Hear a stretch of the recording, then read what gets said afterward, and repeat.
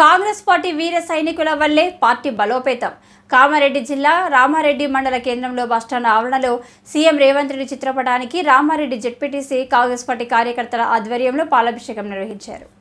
ఈ సందర్భంగా జెడ్పీటీసీ మోహన్ రెడ్డి మాట్లాడుతూ కాంగ్రెస్ పార్టీ పేదల పక్షపాతి అని అన్నారు. అసెంబ్లీ ఎన్నికల్లో ఇచ్చిన హామీలను 6 గ్యారంటీలు పథకాలను అమలు చేసి చేతల ప్రభుత్వం అని నిరూపించుకుందని అన్నారు. ఈ కార్యక్రమంలో కాంగ్రెస్ పార్టీ మండల అధ్యక్షుడు లక్ష్మగౌడ్, సీనియర్ నాయకులు గిరెడ్డి మహేందర్ రెడ్డి, రామారెడ్డి గ్రామ అధ్యక్షుడు రంజిత్, శ్రీనివాస్ రెడ్డి, వివిధ గ్రామాల అధ్యక్షులు, కాంగ్రెస్ పార్టీ నాయకులు, కార్యకర్తలు తదితరులు పాల్గొన్నారు.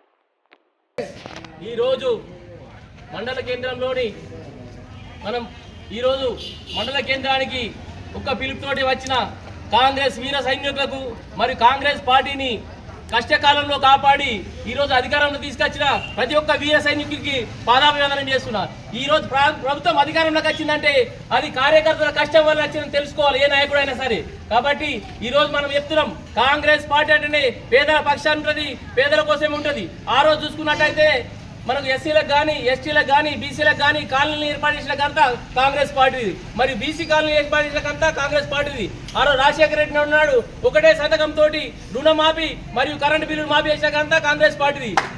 ఇంతకు ముందున్న ప్రభుత్వం 9 సంవత్సరాల నుండి కూడా ఒక రైతు కూడా రుణమాఫీ చేసిన పాపన పోలేదు, నిరుద్యోగులకు వృత్తి ఇస్తామని చెప్పిన పాప ఇయ్యలేదు, మరియు 3 ఎకరాల భూమి సార్ ఇయ్యలేదు, డబుల్ బెడ్రూమ్ ఇస్తాను ఇయ్యలేదు, మరియు ప్రతి ఒక్కరు మోసం చేసింది. దళితులను ముఖ్యమంత్రి చేస్తా అని చెప్పి దళితులను కూడా మోసం చేయడం జరిగింది.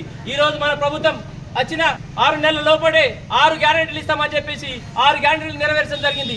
ఈరోజు ముఖ్యంగా రైతులకు అండగా ఉంటా అని చెప్పేసి మన రేవంత్ అన్న ప్రతిసారి చెప్పడం జరిగింది. రైతులను కాపాడే దిశగా ఈ రోజు 2 లక్షల రుణమాఫీపై సంతకం చేసి క్యాబినెట్ లో ఆమోదం తెలిపేందుకు రేవంత్ అన్నకు పాదాభివందనం చేస్తూ మరి ఇదంతా కూడా మన కార్యకర్తల కృషి రాబోయే రోజుల్లో కూడా మనం ఇంకా 10 ఏళ్ళ గ్యారంటీగా ఉంటాం. మరియు ప్రతి ఒక్క కార్యకర్త కూడా కష్టం రాకుండా, నష్టం జరిగిన వాటిల్లకుండా చూసుకునే బాధ్యత ప్రతి ఒక్క నాయకుడి పైన ఉంటుంది.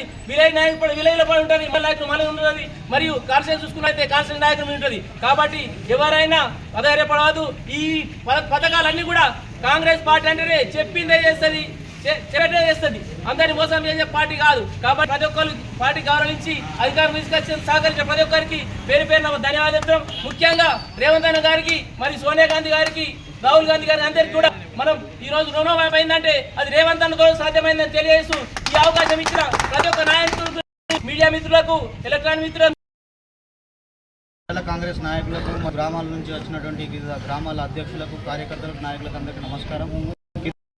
గౌరవ ముఖ్యమంత్రి గారు రేవంత్ రెడ్డి గారు ఏకకాలంలో ఒకేసారి ఒక కలం పోటుతో 2 లక్షల రుణమాఫీ ఆ రోజు రాజశేఖర రెడ్డి చేశారు. ఈ రోజు మన రేవంత్ రెడ్డి గారే చేయరు.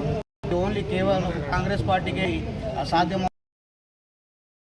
కాంగ్రెస్ పార్టీ అంటేనే రైతు ప్రభుత్వం, పాలన. కాబట్టి కాంగ్రెస్ పార్టీ ఎల్లప్పుడూ ప్రజల సంక్షేమం, రైతుల సంక్షేమమే కోరుకుంటుంది. కాబట్టి ఈరోజు మండల నాయకత్వంలో మరియు మండల స్థానిక ఎమ్మెల్యే మదన్ మోహన్ గారి నాయకత్వంలో ఈరోజు మనం పాలాభిషేకం చేసుకోవడం జరిగింది. దీన్ని తెలియజేసుకుంటున్నాం. భుజాల మీద మోసం జెండా రేవంత్ అన్న అధ్యక్షతని సీఎం అవడం జరిగింది. గతంలో కూడా రాజశేఖర్ పాదయాత్ర కూడా మనం కష్టపడి పనిచేయడం జరిగింది. మొన్ననే పక్క రాష్ట్రం చూసాం, జగన్మోహన్ రెడ్డి గారు ఓడిపోవడం జరిగింది. ఎందుకు ఓడిపోవడం జరిగింది? కార్యకర్తలను పట్టించుకోవాలి కాబట్టి ఓడిపోవడం జరిగింది. ఇక ముందు కూడా ఏ నాయకుడైనా నువ్వు పని చేసావా, నేను పని చేసావు కాకుండా గ్రౌండ్ రిపోర్ట్ తెప్పించుకోండి. ఏ కార్యకర్త పని చేస్తే ఆ కార్యకర్తకు మీరు చెప్పండి. ఇస్తే 3 రోజుల్లో కార్మిక రోజులు వస్తున్నాయి, కావున జాగ్రత్త. మన కాంగ్రెస్ కార్యకర్తలు జెండా మోసడానికి అన్యాయం కావద్దని మా పట్టుదల. మా గిరెడ్డి జిల్లా కాంగ్రెస్